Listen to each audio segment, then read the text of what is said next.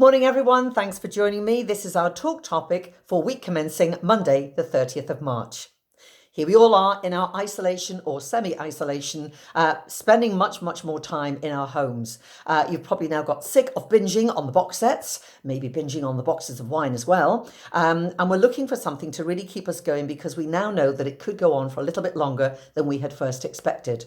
The first thing, as you will not be surprised to hear, is stay positive. We've all got something to look forward to.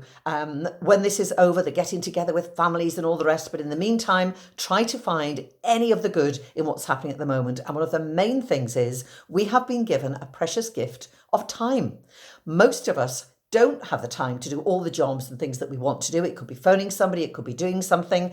Silly little things like cleaning out your wardrobe or, getting your finances all sorted. So the first thing I would suggest is make a list of all the things that you would like to, or maybe feel you ought to do. Have your list ready.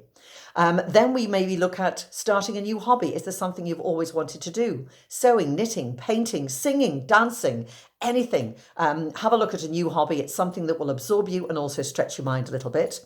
Be grateful for technology. It really is our friend at the moment. That gives us things like the ability to connect with other people through social media, phone calls, that sort of things. The video links have been brilliant because people can actually then have, if you like, calls with the whole family all at one time. So we are still together and we are all in the same boat.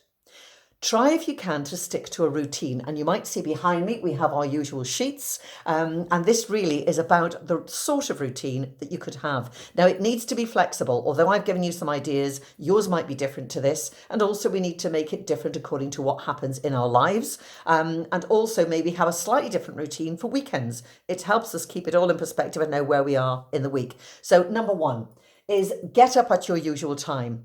It is tempting to stay in pajamas. I know I saw something on Facebook which said something in the lines of, it's time to get out of your day pajamas and put on your night pajamas. Really, that's not healthy for us. So please get up at your normal time. And number two is get dressed. Get dressed into normal clothes. As I said, not your pajamas. Number three, have your breakfast. We've always said it's the most important meal of the day for many reasons. It will get your metabolism going. It will actually bring up your blood sugar levels. You're much more likely to achieve things within that day rather than waiting and have your breakfast later. Then we've got 4, exercise. Now that can be anything. I believe you're all enjoying the video I did for you, but it could be anything. You might go with some of the exercise classes online, or it could be that you just want to put on a bit of music and dance around. Absolutely fine, but get yourself moving fairly early in the day. Then we've got complete a job from your list. Now, some jobs can't be completed in a short time. It might be a huge job like decorating a room. Break it down into chunks and do a little bit each day. You will get there, and the feeling of satisfaction when you've done that will be wonderful. Then we've got lunch. Make sure it's healthy and nutritious. Have your lunch again at normal times. So getting up at your normal time, meals at normal times will make you feel as if you are in a normal routine. And that really is what we're trying to achieve. Then you can see this one, relaxation, very important. It could be you want to do something like read a book.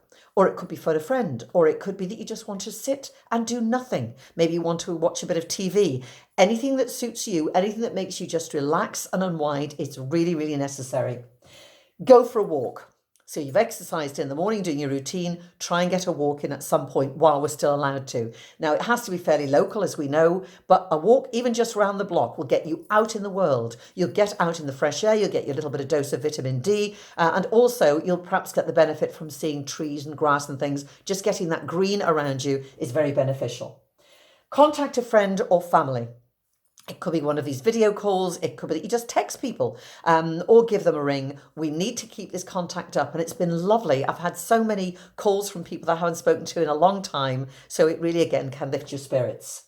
Then we've got number 10, your dinner. Make sure you're sitting at table. It still needs to be eaten correctly so that it's good for your digestion. Have a good meal, enjoy it, take your time over it. So often in the past, we've been rushing to do something else. We don't have to do that anymore. Just sit, enjoy your meal as if you're going to a restaurant.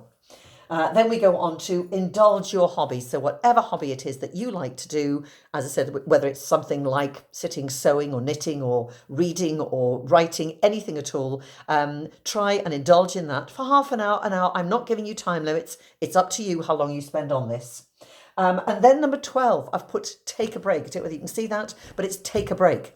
And by that, I mean turn off the TV, turn off your phone, turn off your laptop, turn off anything, even music. Just sit in absolute silence. Even if you can only do that for 5 or 10 minutes, it's amazing. Just let your thoughts wander. They reckon we have our best ideas when we give ourselves the time to think. Then we've got go to bed at your normal time. So it could be in between your silence and going to bed, you watch a movie or something like that with your family or even on your own. But when you do go to bed, wind down a bit from what you've been doing. Then when you get to bed, get into bed, lie down. And once you're lying there, nice and quiet, in your head, just count your blessings. I know that it's difficult. I know not everybody will be able to stay positive all the time. There will be days where you really have a downer. Go for it. Wallow, enjoy it. It's all part of it. You will get over it and you'll be fine the next day. One of the most uplifting things I heard was that children will remember this time as a time when parents were at home with them all the time, where their grandparents were on the phone every day with chats and updates and funny things. There will be a lot of positives. Enjoy, and I will be in touch soon. Take care. Bye.